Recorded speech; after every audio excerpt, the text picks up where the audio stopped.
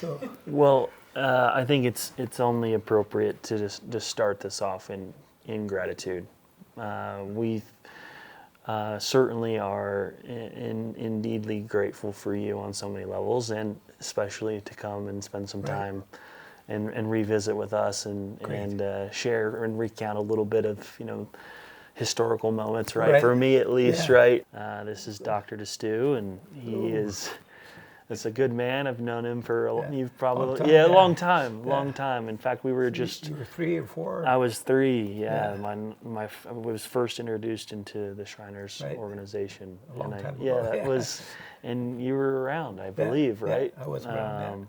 Your expertise, your talent, your care worked. Yeah. It worked. I'm happy it did too. So Me too. Yeah. Me too. It was able to give me something that I could,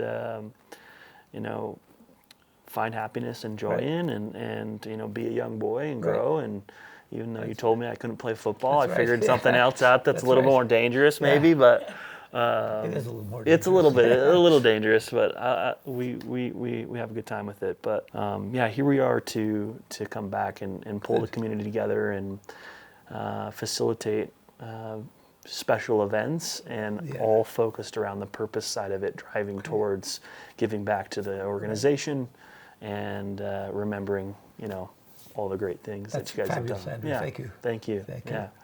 I'm very curious from your perspective as a doctor,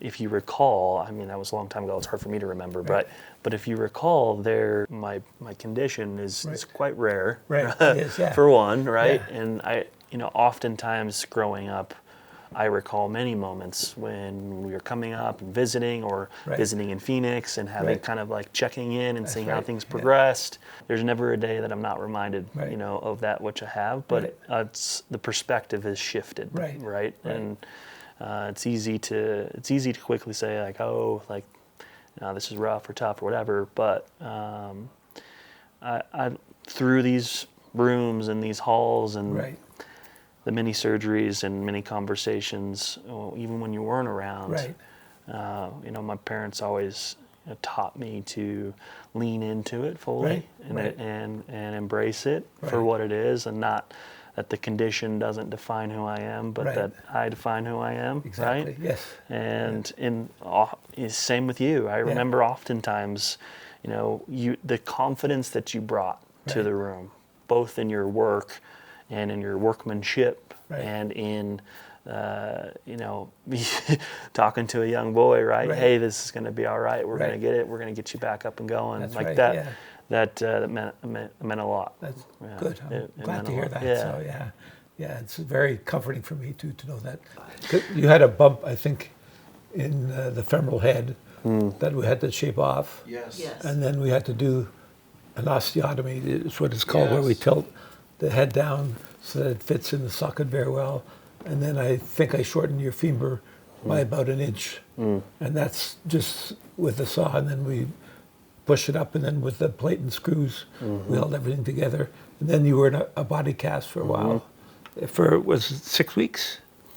Maybe even been. I think it was longer. Could have been a little bit longer than that. Yeah. That was probably the most profound surgery out of all of them. Right. Because that's the one I still feel to this day. Right. Right. I am always reminded of my physical limitations in my hip. Right. That's where a lot of, like, when there's even just, if it's tired or sore, or if I start to fatigue physically, if I start to limp, it's usually coming from my hip. Yes. Right. Right. And often this is very much done behind the scenes. It's not something I proclaim out to the world. Most people don't really know what's going on unless I'm fatiguing and they start seeing the physical limitations. Yep.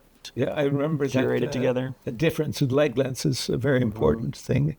And then quite often we have to shorten a femur or something like that. And then I think the ankle is the thing that strikes me the most about problems with, your mobility. disease, your mobility. And then after that, I think it was just a matter of trying to equalize your leg lengths with staples and stuff like that, where we, on the growth plate, stopping the growth. That's right. But obviously we didn't quite get there. Yeah. So we had to shorten the left femur by an inch when we were doing the osteotomy. And I think and then we had to open up your hip joint to knock off that cartilage, and then do the osteotomy where we would fit the ball into the socket, and then shorten your femur by 1 inch or so, then put a plate and screws in there, and then unfortunately a spica for 6 to 8 weeks. So that was It was a big one. big one is for sure. That was a big one. Yeah. Every time you take the staples out, in the blue, in the super nostalgic blue, baggies. That's right. I still got them, man. Awesome. I should have brought some. That would have been cool. That would have been cool. But yeah, that's I put staples on both legs. you did. Yeah. Yeah, you did. So there was, I think it was later teens is when you went under the right leg because I hit a growth spurt and you're like, oh, okay, got to go into the right side now. So That was big too, because that's where, again, for what it's worth, all of my strength was in my right side, right? So I was heavily dependent upon that. And so that went in and took into, all right, now I've got to retrain, the strength in my right side to overcompensate for the left. But I think it was just the one surgery in to stunt the growth and then out. And then that was it on the right leg. And I have a tremendous respect for you also too, having gone through all these procedures and having grown up to be a nice young man. And Thank you. And starting this fun and everything is really nice to see somebody after all of these years come back, and it makes my career all worthwhile too. So yeah, it's an honor to do it and to carry on the legacy that you've forged, and appreciate all that you gave. Good. Thank you very much. And also hopefully be able to join the wall of plaques, right? Yes. There were so many years coming here, which we just were so grateful for all the many donors that have come before and create an opportunity to have such a positive impact, right? And that's always been a dream of mine and of ours as a family, to be able to give back to the Shriners organization. That's incredibly generous of you, Allison, too. Anyways, thank you very much. Oh, you're welcome. Appreciate you so much. Yeah, my pleasure. Thank you very much. Okay.